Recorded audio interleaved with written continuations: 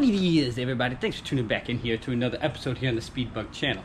Well, we're gonna do a little episode here outside about the GSXR-600. Actually, no, we're not. We're gonna pull it inside. All right, that's better.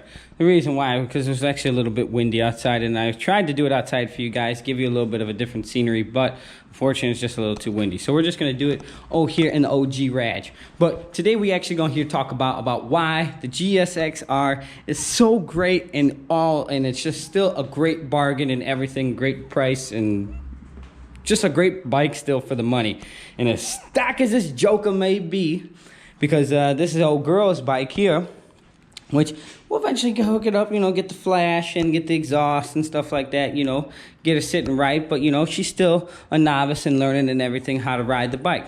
But for a starter, let me tell you, this is still a great bike. It's a 600, it's light, the seat is super low, it's super plush. Now, I'm not just gonna sit here and talk about it because I love Suzuki. No, let's get that right out of the way right now. Even though I do love Suzuki, but the GSXR-600 is almost like a stapleton of a great starter bike and beginner bike. Because when you get it, you're still nervous and stuff like that, and it's still a bike that has a lot of power. And for 600, it actually has a lot of torque, as opposed to like an R6, where it doesn't have as much torque, but it's got those revs and that up-top horsepower.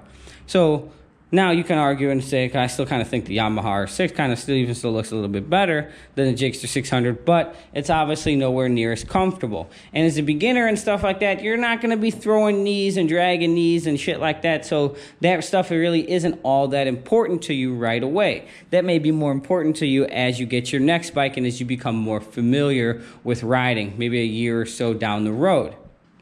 So the plush seat to get you comfortable so that you're not worried about how bad your ass hurts and stuff when you're riding, that's fantastic. That's great. The foot pegs are in a great position where they're kind of below you, not so far behind you in such an aggressive riding position. Those work great. The handle grips are large, grippy. Clip-ons are in a great position. The mirrors are great. Bike is super easy to fix, super easy to ride. It's not as jerky, such as like some of the Ducatis and stuff like that. And then when it comes down to it, the bike is just an overall great bike to ride. It comes with good brakes, good power. As any other bike that's going to be stock, the exhaust just sucks in general. The passenger seat is really good. Not that you should be riding with a passenger when you're a beginner, because you don't need to be responsible for anybody else's life. 600. It is great, and the GSXR has a huge gas tank. Now, that could be a curse and a blessing at the same time. Now, the blessing is that it's got a big tank, so you don't have to worry about running out of gas. It takes like 4 gallons of gas. Now, that's a lot.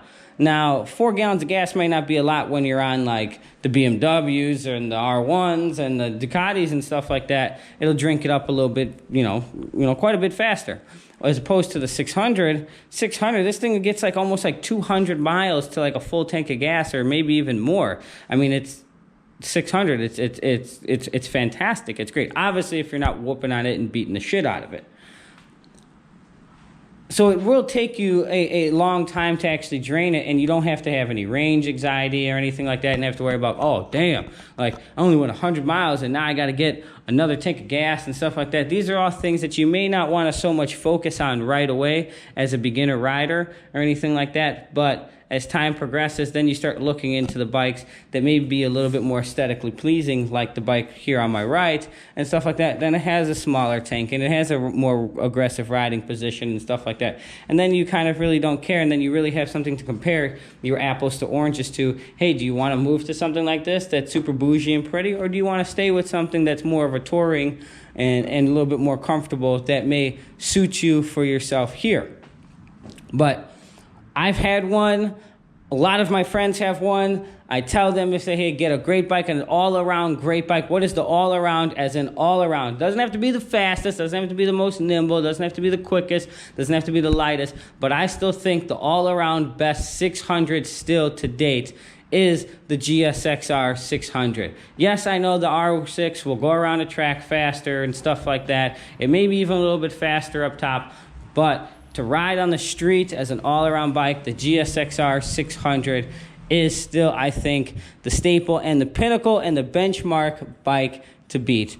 Now, like I said, other bikes are going to look better and stuff like that, but as an overall, this is the bike to beat. And I think it's fantastic and it's great. And if it wasn't great, people still wouldn't buy them, wouldn't own them, wouldn't want them, wouldn't need them, and they would not still be here and they would be out of production. And they still obviously wouldn't race in World Superbike. So that's another topic, that's another story, but hopefully that entices you and maybe you'll go sit on them, because when you're buying your first bike, sit on them, feel them, put your ass on every seat, put your ass on the Honda, put your ass on the Hwy, put your ass on the Yami and the Suzuki, grab the handlebars, see what it's like crouched down, all of that, because you will know when that bike is right for you. And you're going to be like, damn, like, man, that Yamaha, that shit show look good. You know, that Hwy show look good. But, damn, that Suzuki was comfy as hell. You know, so you kind of going to be talking about, hey, am I trying to look good? Or my ass going to feel good? You're going to have to pick that decision and figure it out. So I'm not going to sit here and tell you which one's right, which one's wrong. Whichever one you pick, may the best bike win to you on that day when you're making your decision. But hopefully this just sheds a little bit of extra light for you guys out there, maybe picking your first true sport bike. Remember, it's not about how fast the bike is, it's about how well you can control the bike. So hopefully, again, this gives you a little insight and a little bit more knowledge to you and my viewers actually viewing and maybe potentially purchasing your first crotch rocket. So that's going to wrap it up here for today's video. If you guys like what you saw, again, Facebook, Instagram, @SpeedBug, same name here as YouTube. And we'll see you here for another episode here on the SpeedBug channel. Deuces.